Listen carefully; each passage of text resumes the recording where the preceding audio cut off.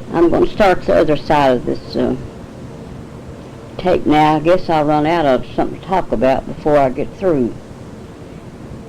But I remember one time we had a cow that Grandpa Cox let us have, and it was in a barn way up on the hill. And I would leave Sylvie with your mom and Charles and go up there and milk the cow. One day I went up there. When I come back, well, Charles had helped Sylvie, and one of them had cut her hair all off. I said, what if you'd have got them scissors in her eyes or something? Your mom said Charles held her real tight while I cut her hair. So I just forgot about it. When I got married and went to live with your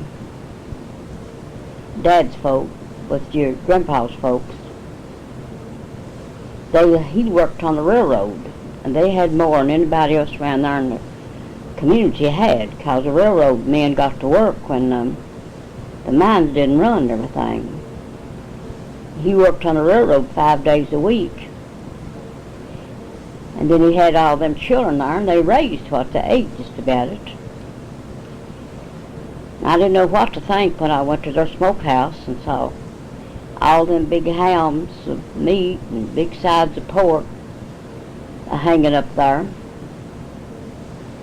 I go down there with my mother-in-law. She'd take a big old knife, long as your arm, and reach up there and cut a big piece of ham off and take in the house for the next morning to eat. Naturally, we had a biscuit and gravy with it. And Goldie, their youngest girl, she was 8-year-old, and I was just 16. That made her just 8 years younger than me. And when we'd all get up early in the morning and eat. When one eat, we all ate. But she'd let her sleep a little longer. Then when they'd get her up, take her to school, we had a great fire, or a wood fire. There was 2 fires going in 2 rooms. And she had a big long fork, and she would put this ham that she'd fried that morning earlier on that fork and heat it for Goldie and put it between them biscuits for her to eat. We didn't have no light bread like they have nowadays. You had to make your biscuits and what you eat and everything.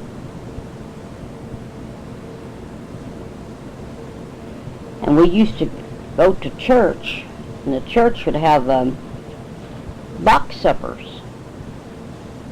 We would get us a box, shoebox, or something a little bigger something, or how big as you wanted to. The bigger was, you'd get it, the prettier it was, and you'd put what you wanted for 2 people to eat in that box. Then the church would get up and they would auction it off. And all these boys would try to find out which girl's box was which. They'd want to bid on their girl's box. And sometimes somebody would get your box that you just hated, you couldn't stand, but you had to sit there in the church and eat with that boy. Unless he told you just take it on, if he didn't want it. Sometimes they would do that if they got the wrong one they wanted. They'd say, you can just have it, take it on home with you. But I never was that lucky. They'd always want to sit there and eat. And then again, I'm getting this all mixed up. I can't keep it all in my mind like I ought to, but we used to can stuff. We would can green beans out in the yard. We would put the beans in one big tub with a fire in under it, and bring the water plumb up to the top of the beans in the jars. Then we'd have another tub, and the water would be boiling in it. And as the water boiled down in the tub where the beans was, we would put more hot water over in it. We'd have to cook them 3 hours, I think it was, for a quart, and 4 hours for half a gallon. But when you got started canning, if you got 25 cans of beans canned, you wanted 50. When you got 50, you wanted 75. The more you can, the more you want it to can.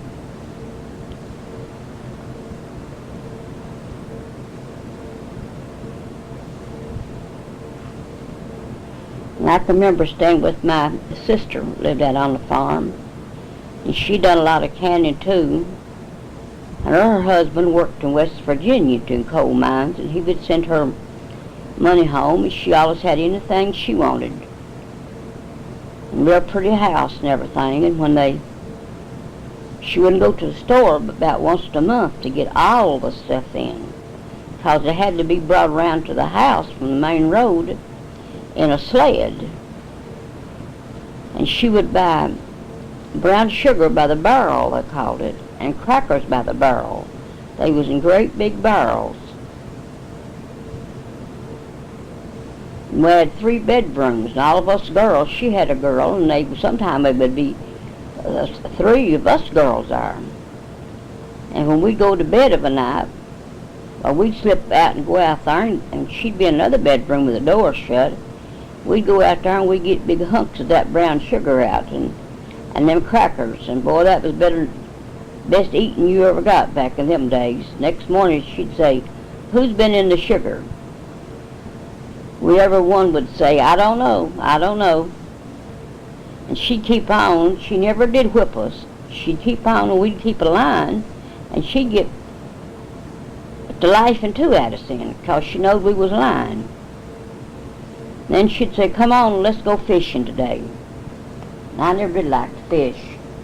Papa used to like to go fishing, but I never did like to fish. I never could catch nothing no way, but we'd go out on the riverbank, and she'd catch a great big lot of little fish. Red eyes, they called them, and things like that. She'd bring them back home, and we'd all clean them. And she'd fry them and put them in a great big platter on the table, and she'd say, wouldn't let us have no sweet milk with them. We eat buttermilk with them. She said sweet milk would and fish would poison you. But she was so good that she'd take and pick all of them bones out of them little pieces of fish. She'd put some in my plate one time and somebody else's plate the next time. After I got older, me and my sister thought about it, how she was by us. She sure was good to us. I didn't ever act like she got tired over us staying there. Nor her 2 children never did. They never did act like they cared for us staying there. We just went and come whenever our dad wanted to take us and drop us off there when he wanted to go over to see our stepmother for a while. And she used to can a lot of stuff too, my oldest sister did. And one thing I can remember, she would fix, we had one room which she called the canning room, and his off from our bedroom. And she had great old big barrels. And she'd put brine pickles in them barrels. And some of them would be 7 or 8 inches long. And that was another thing. We'd slip out there every night and run our arm way down in that brine pickle stuff and get us a big old pickle. And we'd come in there and sit in front of the grate, and we'd see who they'd just pop and crack. They was so brickle when you'd go to eat them, because she knew how to fix them. And we'd see who could make them pickles crack the loudest. And then we'd get to laughing. My sister come in there to see what we was doing. We'd all hide them under our dress or go jump in the bed one. But she was really good to us, and she had a hard time. And she raised 3 more of her grandchildren till they was grown and everything. She lost her oldest daughter. She had a set of twins. I can remember when I was about 12 years old. Her oldest daughter was married and had a set of twins, and when she had them, got real sick. I don't remember now what it was. And while she was in a hospital with them, one of the babies died. And it wasn't but an hour or so till she died. I can remember we was at the funeral way up on this big old hill. And they had took her out to the grave, to lower her in the grave, and somebody come running up the hill. And they said, hold it up a minute. And he told them that the other baby had died. So they opened the coffin back up, and they put them babies, one on each arm of her. That's the way she was buried. And she had another little boy and girl that was about 3 and 5, I guess, something like that. And their daddy was a whole lot older than their mother. And the mines was it wasn't running much around there and everything. There wasn't much work to do. And I guess maybe he got tired tending to the children and everything. And he brought them up to my sister's house. That would have been their grandma. And asked her would she keep them till he went away somewhere. Men was going away then into West Virginia looking for worked in a coal mine. And he said, you keep them till I go and get a job and get a house and everything, and I'll come back and get them. And she thought he would. She thought she was doing a good deed for him, like anybody would have, and she kept them. She raised them till they was grown, and nobody till today knows what happened to that man. Nobody never heard tell of him. We don't know what ever happened to him. Her daughter used to live here, but one of the girls lived by both of them, the boy and the girl both. When I come to Monroe, was sure in Monroe. They was married, living here in Monroe. And they both have died since I've been in Monroe. The boy killed himself. But she sure how me and my sister sits around sometimes and we talk about how she put up with us and never did act like she got aggravated or nothing. On wash day, we would take the clothes and roll them up in a sheet. And we'd carry them way around the hill, rough path, and just a little old path to go to where there was a spring, and we had things set there to heat water in and everything. We had clotheslines up and everything out. Way out there, way out. My sister's daughter was 11 days older than I was, and she could sew and make anything. We would take eggs up to the company store, about a mile, and we would give them eggs. They let us pick out material to make a dress out of. And that girl always kept us good clothes. She always made us, anytime we wanted something made, she would make it. I remember one time we got some yellow material, and they had cape collars out then. They would come way down next to your shoulder, and we had to get a half a yard more material. And I remember it, so it was yellow. And we all got us a yellow dress, and we had saddle Oxfords for Easter. Now we thought we was really dressed up.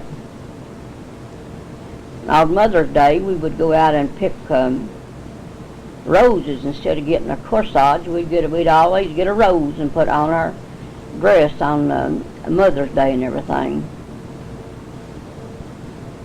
But we thought back then sometimes that we was having it hard, but I look back now and I could see times was pretty good back then. So I think I'm going to close out now because I don't know nothing else much to say. I know there's more tape running, but I just can't think of anything else to talk about right now. It's 12 o'clock. I had to wait till the trains quit running and people quit calling and everything. So Vicki said you was coming down this weekend, so I'm looking forward to that. You take care, because I love you, every one of you, and everything. If we never meet again this side of heaven, as we struggle through this world and its strife, there's another waging place up in heaven, by the side of the river of life, where the charming roses bloom forever. Separations never come no more. If we never meet again this side of heaven, God be with you till we meet Oh, game.